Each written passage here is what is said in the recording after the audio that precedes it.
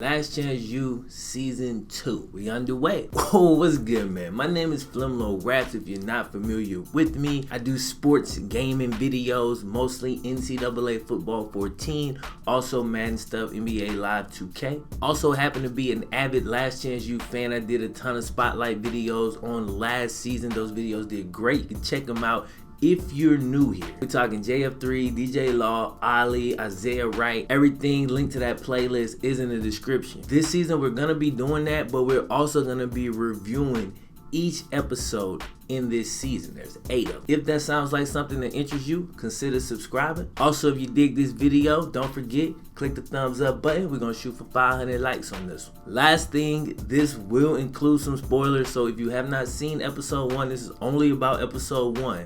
You may want to go and check that out first. Come back and watch this. If spoilers don't bother you, stick around, let's get it. So the overarching vibe of episode 1 is essentially this year's team paying for the sins of last season. And I couldn't help but think, as I was watching it, maybe there's some corruption going on. And the reason I say that is because I know from the first season, teams don't like MCC. They would run up the score on teams. Buddy Stevens is, Buddy Stevens. Then they had that big brawl on top of it. They got the TV show, documentary that's huge. People don't like that. And the reason I say that is because I have never seen a situation where, I have seen a situation where a team gets suspended, right? They got into a fight that's 2 games automatically according to their rules. That was the playoff game.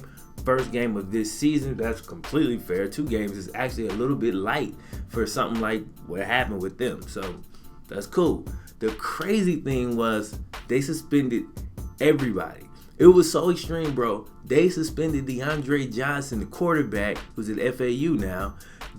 He was a visitor, bro. Like you know how crazy that is? Like, you on a visit. You're in the press box. You had nothing to do with this. You're not even on the team. You're suspended for the first game? How? So the title of episode 1, Half a Team, extremely fitting. They start from the very beginning. Like, it opens up with people throwing up, right? They're at practice, they're doing conditioning drills. And that pretty much remains out the whole time, like kind of what they're kind of showing you, foreshadowing, if you will. They only travel with 30 players, okay? A bunch of freshmen, young players, didn't know their assignments. A couple of the older guys went, and we'll talk about some of them in a second. But you knew the conditioning was gonna be a big deal. And like, you could be in the best conditioning ever, bro. If you go play a college football game with 30 players, you know what I'm saying, versus a team with 50, however many players is on the roster, it could be some issues there with depth at certain positions, man. Y'all know how these rosters get put together. They were short on linemen. Not to mention all these guys are green, they're nervous, they're anxious. That's gonna burn up even more energy. So, it was a factor. We'll come back to the game in a second. Leading up to the game, we start to meet kind of the stars of season 2, or who we assume are going to be the stars because they're giving us their names and their backgrounds. Yeah, they're the stars. My favorite player from season 1 returns. That was Isaiah Wright. I was a big fan of Isaiah in season 1. Dude is immensely talented, super explosive. Of course, he was a part of that team last year, so he didn't play in game 1. But you can see, ultimate team guy, man. He's up on a bus before they leave. Boom, boom. Dapping everybody up, telling them, y'all go get this dub. Names to look out for: Chauncey Rivers, Cam Carter, each of which made a pretty good impact in the game. You had your boy Tim Bonner, who, Miss Brittany Wagner, she trying to help us, man. He just zoned out in the clouds somewhere. I don't know what's up with my guy. But my favorite player, just after 1 episode so far, Dakota Allen, bro. Linebacker from Texas Tech, play LSU. They showed a clip, in the documentary, had an interception versus LSU. Second the game starts, bam, pick, let me get that. Coach Buddy Stevens. Coach Buddy Stevens, man, he tries, I think, really hard. This is a conflicted guy. He's a complex person. He got some issues, bro. Let's keep it a buck. Like, most coaches are kind of crazy. You know what I'm saying? In my experience, they're a little thrown, they're off, they're a little temperamental. They got a presence about them. I think it's important when you lead in a group of testosterone-filled men. You feel me? Like, we ain't gonna just listen to anybody. You know what I'm saying? So you do gotta have something with you. So I get it, I respect it. But what I don't like, the main thing I don't like I see from Buddy Stevens in episode 1 is he undermines his assistants a lot just in this one episode, bro. Like, they showed this little clip from the meeting and he's asking an unanswerable question. But what do we do? Like, my man was like, yo, we can just keep working hard. That's all we can do. They actually do eventually come up with something that they can do to kind of help, the wristbands. So, I mean, I guess that did come out of it. But, I don't know. Everybody else sitting in the meeting room like this. You know what I'm saying? Like, nobody said anything but this one guy. And I think that's a little telling. The dude that called the signals, bro, oh my God, bro. He basically berates this man constantly. Told him to shut up. Like, yo, shut the fuck up. Like, or you'll be gone. I'm like, you can't run a team like that, bro. I had a manager, I swear, yo. I had a manager like that at not my last sales job, but the one I was at before that, the one I had the most success at.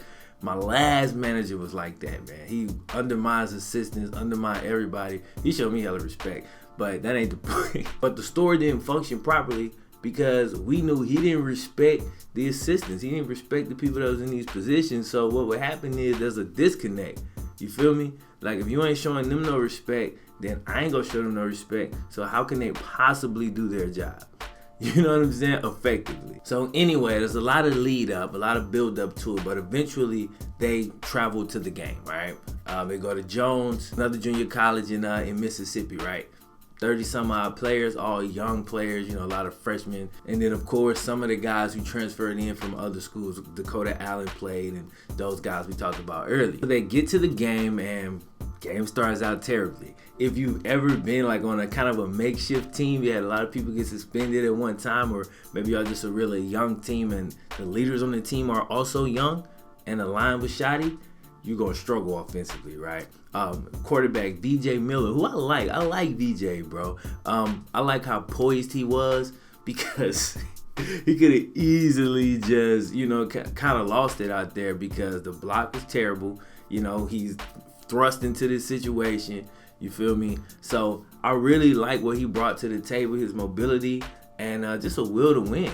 You know what I'm saying? Also, he's a baseball player. So they threw a 93 mile per hour fastball, so that's crazy. But the offense comes out incredibly sloppy. The dopest part about this whole scene, bro, I love the way they show the reactions of the guys that didn't go. Like all the veterans, like all the better players are back in scuba in the meeting room watching the game on a projector. And you can see them in, what are you, And then when they score or something, let's go. You know what I'm saying? It was so lit in the locker room. So that was dope. I love how they captured that. And I gotta compare it right now to QB1 Beyond the Lights, man. When it comes to really, probably everything. But when it comes especially to the football stuff, I just feel like Last Chance U does such a better job of getting the real emotions. They're not manufacturing drama with weird camera angles. They give you cinematic shots, but you can see what's happening. You know what I'm saying? Like, I like it a lot better, bro. And they understand context and when to clip this B-roll in. And they just do a phenomenal job of the way they present the entire thing. But the offense comes out shoddy, like bad, you feel me? Defense comes on, like we talked about earlier actually. Dakota Allen, bam, interception, let me get that. Can't remember if it was Chauncey Rivers or Cam Carter. One of them got an early sack, which resulted in a fumble. So early on, the defense was playing well, offense was kind of trash. They did end up making one big play in the first half, if I remember correctly. VJ really just kind of threw it up. He got smacked. And wide receiver number 10, I don't remember his name, but number 10 went up, made a great play, basically took it from the corner, scored. Locker room went crazy. In the second half, though, you really saw their lack of depth, at that game because they only had 30 players. You really saw that start to catch up with them, man. People was cramping up, cats was tired, and when fatigue and cramps and your body ain't working, it started to mess with you mentally. You know what I'm saying? You see the weaker-minded cats, for lack of a better term, I'm not saying they're weak-minded, but just if you taking everybody and comparing them to the stronger minded guys, they're the weaker minded guys. They start to implode. You understand? Oh man, you feel me? And they can't function anymore. They start giving up on plays, and you start to see the Jones's offense just get big play after big play after big play. And then you get a couple of guys on the sideline like, nah, bruh. Ain't one down like this. I hate I don't remember his name, but my man was going in on the sideline. You'll see it. If you watched it, you know what I'm talking about. Put his name in the comments. If you haven't seen it, you will know when you see it. My man was like, bruh, you think we done travel an hour for this bush? No, we gonna fight. We didn't work too hard. We didn't sweat. You feel me? He was going in, bro, and I felt him. You feel me? I felt him. And he wasn't the only one. It was a couple of them, man. A couple of us like, nah, it ain't going down like this. And then you saw them really pick it up, man. And in the second half, I thought BJ really started to make some plays. He started to get more comfortable, start to either get a little more time or just maybe anticipate where the rush was coming from and start to roll out and make big plays on the run. He really reminds me of a Alvin type, early AD type of quarterback, which would basically mean, yeah, he's an underdog, but I do like him. Obviously, when DeAndre comes back, he's gonna get either all or majority of the snaps, but I like what BJ did. He is actually a true freshman, fresh out of high school. So they fight back, but they end up coming up just short, man. They scored, they were down 2. They run the 2-point conversion, and BJ actually throws a very catchable pass. Wide receiver, he runs an out route. The ball hits him in the hand. Now the defender does make a good play. He comes down, and I think he hits his arm and causes him to drop the ball. But it was catchable. That's all I'll say. It was definitely catchable. And they ended up taking an L in that first game, but bro, they fought so hard. And I just remember watching like, man. Oh wait, back up. During like this whole comeback, Buddy Stevens is berating the guy who causing the plays. Oh, you gotta do this. You know what I'm saying? Like threatening the man's job in that moment. And I thought that was distasteful.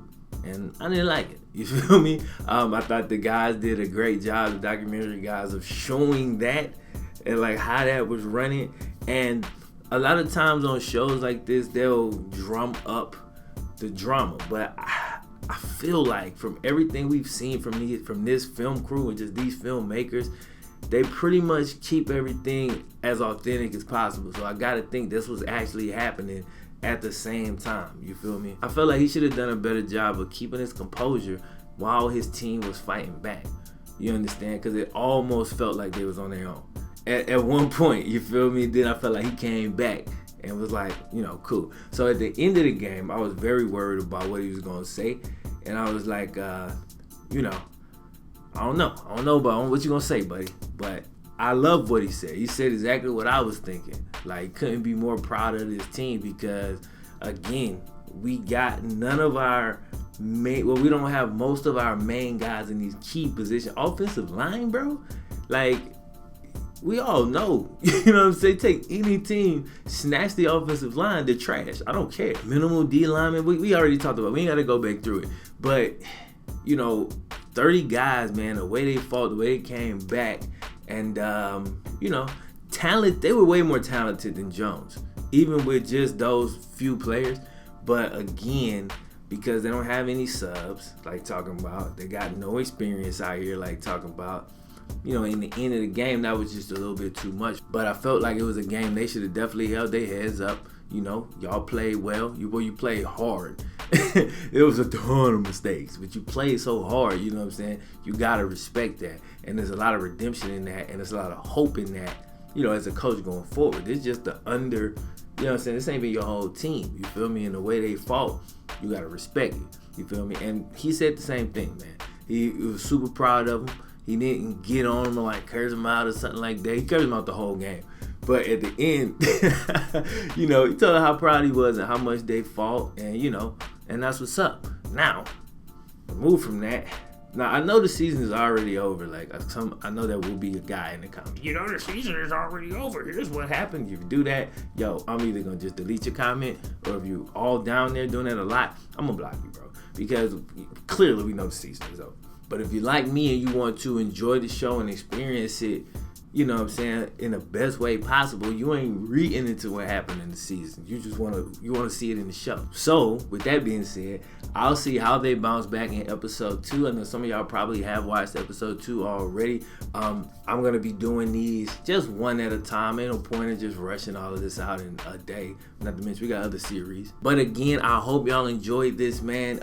Hit me in the comments if there's anything I missed that you felt like I should have talked about, a player, a situation, whatever the case may be. Leave that in the comment section. Let's get that discussion going. If y'all enjoyed this video, also let me know that. Other than that though, I think that's about it. My name is FlemLo Raps. Don't forget to subscribe if you're new. Like, go 500 likes.